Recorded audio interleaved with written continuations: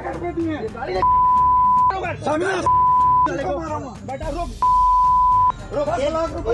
एक बाप की औलादों को यही रुकेगा नहीं, अभी बता रहा हूँ, यही रुकेगा। रुक, अभी बता रहा हूँ, यही रुकना। बता रहा हम तुझे बता, जाओ यार, 10 लाख रुपए रखे बैठो। जाओ, देने का 10 लाख रुपए। हाँ मैं तुझे देने का तेरे घर पे जाओ, 10 लाख रुपए लिए बैठा।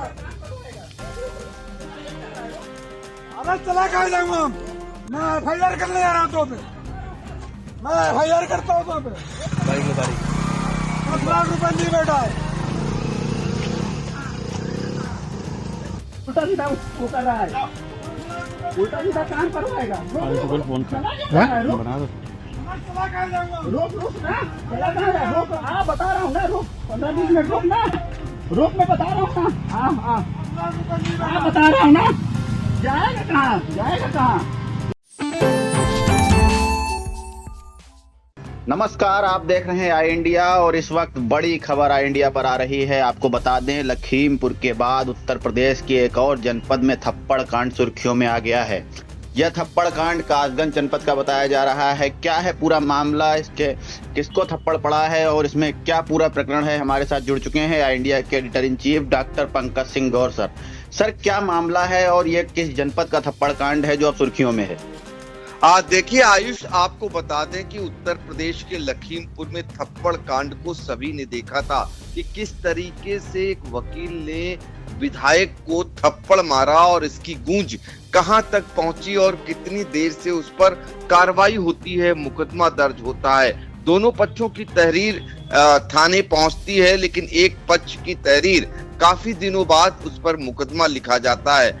इसके बाद एक और थप्पड़ कांड उत्तर प्रदेश में सुर्खियों में आ गया है। ये थप्पड़ कांड विधायक को नहीं पड़ा है, बल्कि ये एक अधिकारी को मारा गया है, वो भी भारतीय जनता पार्टी के ही नगर पंचायत के चेयरमैन ने एसडीएम को थप्पड़ मारा है। इसका बाकायदा एक वीडियो भी सोशल मीडिया पर बहुत तेजी से वायरल हो रहा है और इसको लेकर अब ये कवायद चल रही है कि एसडीएम FIR न दर्ज कराएं, लेकिन जिस तरीके से ऑन ड्यूटी एसडीएम को थप्पड़ मारा जाता है, जो साबित करता है कि कहीं से भी किसी में भी किसी को अब डर जैसी चीज नहीं रह गई है।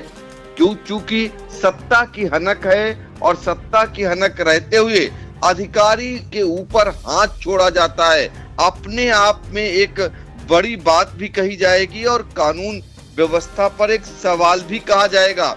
ये मामला है उत्तर प्रदेश के कासगंज का। बताते हैं कि पटियाली के उप जिला अधिकारी कुलदीप सिंह को कासगंज के भरगैन के बीजेपी चेयरमैन चमन सेठ ने ये थप्पड़ मारा है और इसके बाद दोनों के बीच झड़प भी होती है।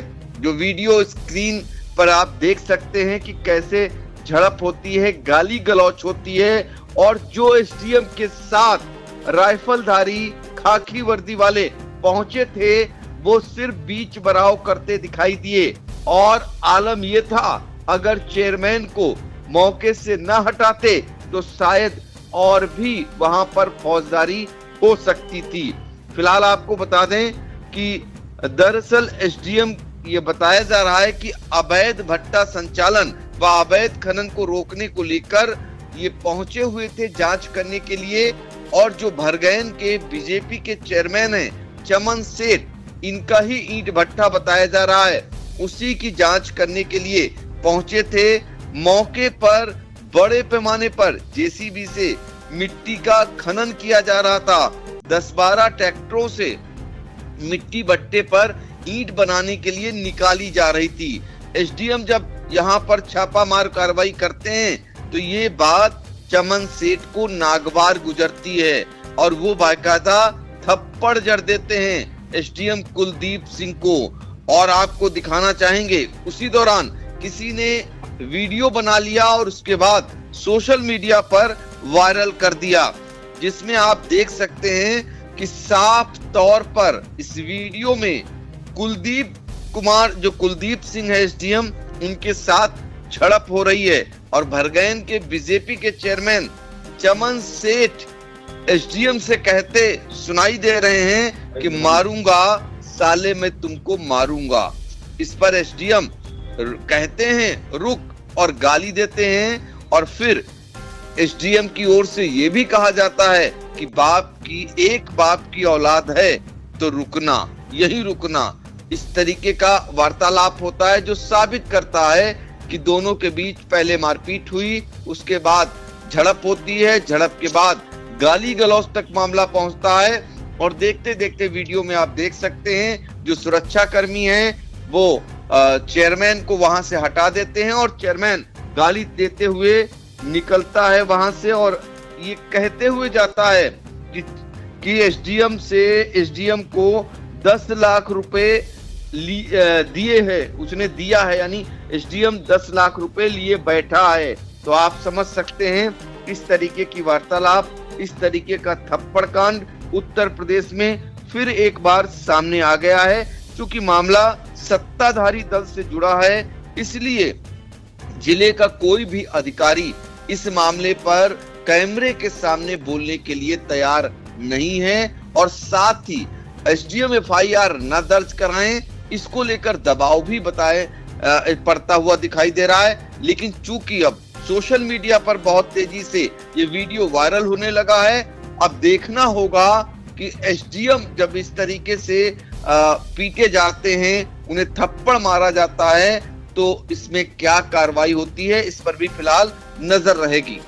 सर, हम ये जानना चाहेंगे हमारे दर्शक कि जिस तरह से उत्तर प्रदेश के अलग अलग जनपदों में थप्पड़ कांड और मारपीट की घटनाएं, आपको जैसे लखीमपुर में जो अवधेश सिंह ने विधायक योगेश वर्मा को थप्पड़ मारा, वो भी कहीं ना कहीं सत्ता पक्ष के जुड़े हुए थे। उसके बाद अब ये कासगंज जनपद में नगर पंचायत के चेयरमैन द्वारा एसडीएम को थप्पड़ मारा जाना, लेकिन इन सब के बीच जो कार्रवाई में देरी होती है, इसको लेकर के क्या लगता है कि जो कासगंज की घटना हुई है उस पर भी कार्रवाई होगी या उसको भी इसी तरह टालमटोल करके टरकाया जाएगा? बिल्कुल आयुष, आपने बहुत ही मौजूद सवाल किया। हर एक की नजर इसी बात पर है कि आप देखिए, भारतीय जनता पार्टी की सरकार बनने के बाद तमाम दावे किए गए कि यह अनुशासन की पार्टी है। आपने देखा होगा अक्सर कभी सांसद और विधायक के बीच जूतम पैजार होती है, तो कभी इस तरीके का थप्पड़ कांड सामने आता है। लखीमपुर का थप्पड़ कांड सबने देखा, और कार्रवाई देखी कितनी देर बाद हुई। ये कहीं न कहीं मनोबल बढ़ाता है जो इस तरीके की वारदात, इस तरीके का दुस्साहस करता है। और शायद यही कारण है कि अब हद हो गई या अति हो गई, न उसे अपनी सत्ता का वो है जरा सा भी डर, और न ही उसे अपनी पार्टी की छवि का। आप देखिए कि किस तरीके से भारतीय जनता पार्टी का एक चेयरमैन एक एसडीएम को थप्पड़ जड़ देता है, और एसडीएम हक्के बक्के रह जाते हैं। दोनों के बीच गाली गलौच होती है, और मामला काफी देर तक सोशल मीडिया में छाया रहता है। बावजूद इसके जो इसमें धमक होनी चाहिए थी कार्रवाई की, वो धमक कहीं सुनाई नहीं देती है और ना ही कहीं दिखाई देती है। यही कारण है कि ऐसे लोगों का मनोबल बढ़ता जा रहा है, और इस प्रकार की घटनाएं निरंतर सामने आ रही हैं। हाँ, इसमें जब कभी प्रभावी कार्रवाई हो जाए, एक ऐसी कार्रवाई हो जाए जो नजीर बन जाए, तो निश्चित तौर पर ये कहा जा सकता है कि जो इस तरीके के लोग दुस्साहस करते हैं वो शायद न उठा पाए। अब देखिए, इस मामले में एक और पहलू देखिए कि एसडीएम पर खुलेआम आरोप लगा रहा है थप्पड़ जड़ने वाला कि 10 लाख रुपए लिए बैठे हैं। तो आप अंदाजा लगा लीजिए। इसके अलावा बात यही नहीं रुकती है, आप एसडीएम भी एक रिपोर्ट देते हैं, कहते हैं, एक जांच करते हैं और बताते हैं कि ये जो भट्टा है वो मानक के अनुरूप नहीं बना है।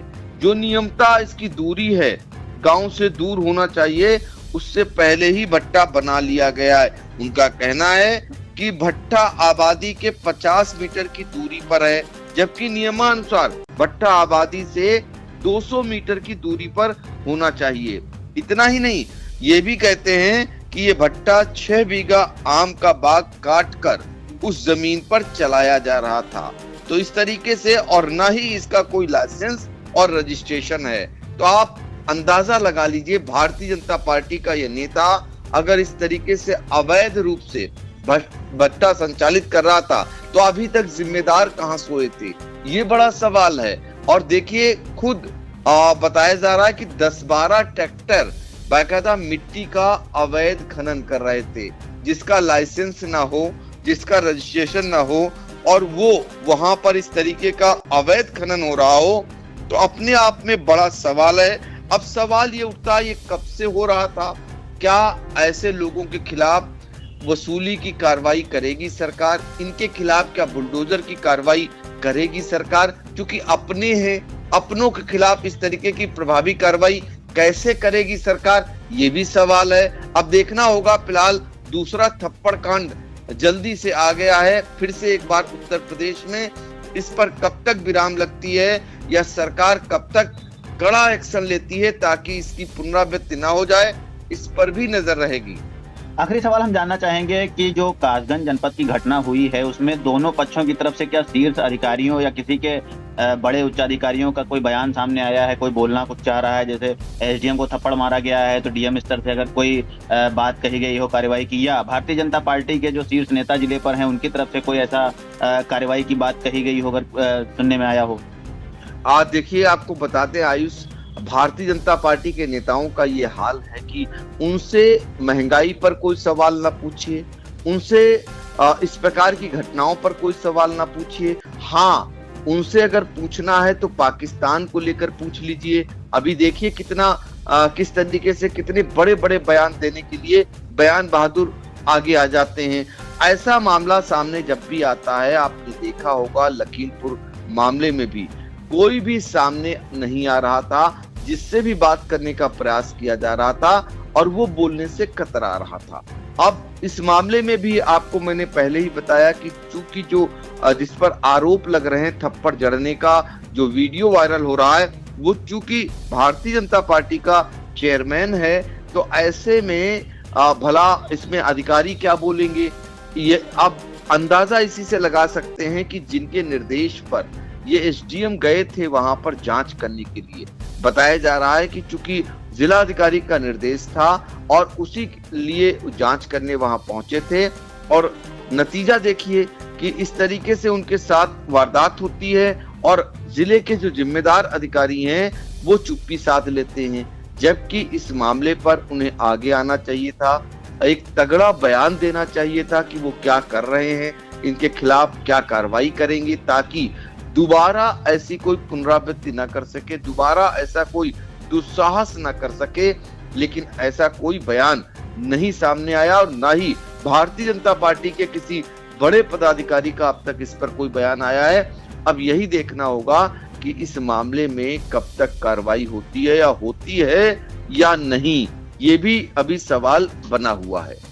जी बिल्कुल। तो आपने देखा कासगंज जनपद के पटियाली तहसील में एसडीएम कुलदीप सिंह अवैध खनन की जांच करने गए थे, जहां पर भट्ठे के संचालक चमन सेठ ने एसडीएम को थप्पड़ मारा, जिसका पूरा वीडियो इंडिया की स्क्रीन पर आप देख सकते हैं। बताया यह भी जा रहा है कि वो भट्ठा जो है वो अवैध रूप से संचालित हो रहा था, जिस पर 10 से 12 ट्रैक्टर ट्रालियां जो हैं वो अवैध खनन कर रही थी, जिसकी जाँच उच्चाधिकारियों के निर्देश पर एसडीएम कुलदीप सिंह करने गए थे, जहाँ पर दोनों पक्षों में हाथापाई और मारपीट हुई। इसके बाद जो भट्ठा संचालक है उसने भी इलाकाई एसडीएम पर 10 लाख रुपए रिश्वत लेने का आरोप भी लगाया है। फिलहाल इस पूरे मामले पर कासगंज जनपद में राजनीति और अधिकारियों दोनों में हलचल मची हुई है। चूंकि मामला सत्ता पक्ष का जुड़ा है, इसलिए एसडीएम पर भी दबाव बनाने की कोशिश हो रही है ताकि मुकदमा दर्ज करने की कार्रवाई जो है वो आगे न बढ़ सके। फिलहाल ये पूरा मामला उच्चाधिकारियों के संज्ञान में है और इंडिया लगातार इस मामले पे नजर बनाए हुए है। इस तमाम जानकारी के लिए सर आपका बहुत बहुत धन्यवाद। हम आगे भी इस पूरे मामले पर नजर रखते हुए आपसे बात करने की कोशिश करेंगे।